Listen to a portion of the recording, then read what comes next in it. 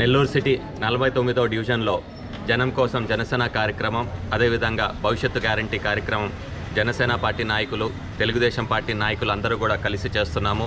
ముఖ్యంగా తెలుగుదేశం పార్టీ నుంచి cluster incharge Kapil Srinivas గారు, అదేవిధంగా ఇక్కడున్న డివిజన్ ఇన్ఛార్జ్ ప్రసాద్ గారు, అదేవిధంగా ఖాదర్ బాషా గారు, అదేవిధంగా ఇక్కడున్న ముఖ్య నాయకులు రేవతి గారు కూడా ఈ కార్యక్రమంలో తెలుగుదేశం పార్టీ నుంచి పాల్గొన్నారు.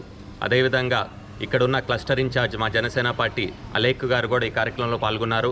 నిజంగా ఈ జనం కోసం జనసేన కార్యక్రమం, భవిష్యత్తు గ్యారంటీ కార్యక్రమం గడప గడపకి వెళ్తుంటే నిజంగా ప్రజలు ఒకటే చెప్తున్నారు, మాకు వైసీపీ విముక్తి ఆంధ్రప్రదేశ్ కావాలా, మాకు వైసీపీ విముక్తి నెల్లూరు జిల్లా కావాలని ప్రతి ఒక్కరు కూడా కోరుకుంటున్నారు. దాదాపు 5 సంవత్సరాలు జగన్మోహన్ రెడ్డి పాలన ఒక రాక్షస పాలనలాగుంది. కేవలం కక్ష సాధింపుల కోసమే రాజకీయాలకు వచ్చినట్టున్నాడు. ఎక్కడ చూసినా కానీ ప్రజలు కష్టాలే ఉన్నాయి, ఇంకేమీ లేవు.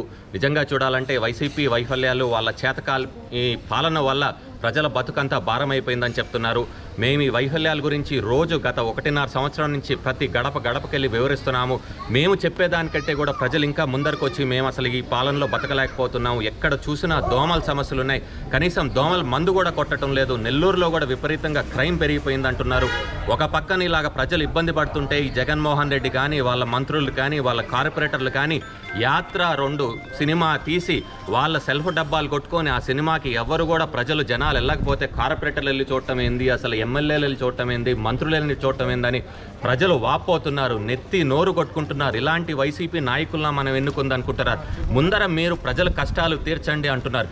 అదేవిధంగా ప్రజలు ఒకటే చెప్తున్నారు, రాబోయే ఎన్నికల్లో, రాబోయే రోజుల్లో వైసీపీ టీడీపీ ఉమ్మడి అభ్యర్థి ఎవరున్నా కానీ తప్పకుండా గెలిపించుకుంటాం, ఈ వైసీపీ గుణపాఠం చెప్తాం, డిపాజిట్లు కూడా రాకుండా చేస్తాం, వద్దు మాకు ఈ పాలన, వైసీపీ పాలన అని ప్రజలు చెప్తున్నారు.